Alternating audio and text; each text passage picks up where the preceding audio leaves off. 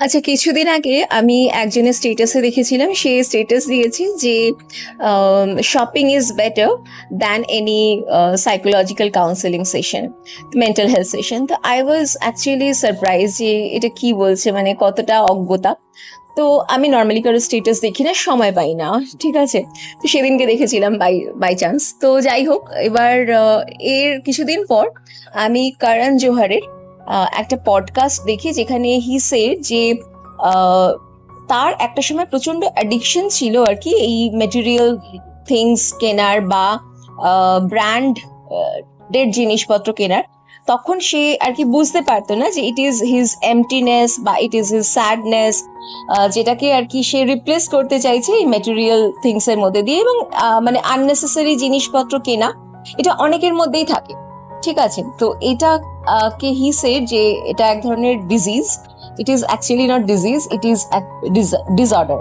সাইকোলজিতে একে বলে compulsive buying disorder. এটা কারণই হচ্ছে এটা যে প্রচন্ড এমটিনেস থাকে, প্রচন্ড একটা মানে একাকিত্বের ভাব, স্যাড, যে আমাকে কেউ বোঝে না, এরকম বিভিন্ন ব্যাপার থাকে, যেটাকে সে আর কি ইম্পোজ করে, যে ভাবে জিনিসপত্র কিনলে সে হয়তো ভালো থাকবে। কিন্তু না, এভাবে ভালো থাকা যায় না। ইনার যে স্যাডনেস থাকে বা ইনার যে ইমোশনটা অ্যাকচুয়ালি ট্রিগার করছে এই জিনিসগুলো কেনার জন্য, সেই ইমোশনটাকে হিল করা প্রয়োজন। এই জন্য এক্সপার্টের কাছে যান, গিয়ে ব্যাপারটাকে হিল করুন।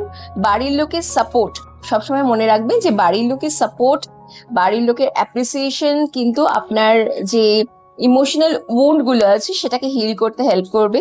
প্রয়োজন হয় বাড়ির লোককে নিয়ে সেশনে যান, ঠিক আছে, তাদেরও সেশন প্রোভাইড করুন, তারাও সেশন নিক, এবং একে অপরকে হিল করুন। এবং মাথায় রাখবেন যে কোনো জিনিসই, কোনো ব্র্যান্ড বাইং আপনাকে খুব বেশি দিনের জন্য হ্যাপিনেস দিতে পারবে না, ঠিক আছে। এটা কিছুদিনের জন্য হ্যাপিনেস, হয়তো 5 দিন 10 দিন এরকম একটা হ্যাপিনেস সে প্রোভাইড, সেই জিনিসটা আপনাকে প্রোভাইড করতে পারছে, কিন্তু আফটার দ্যাট সেই একই স্টেজে আপনি চলে যাবেন।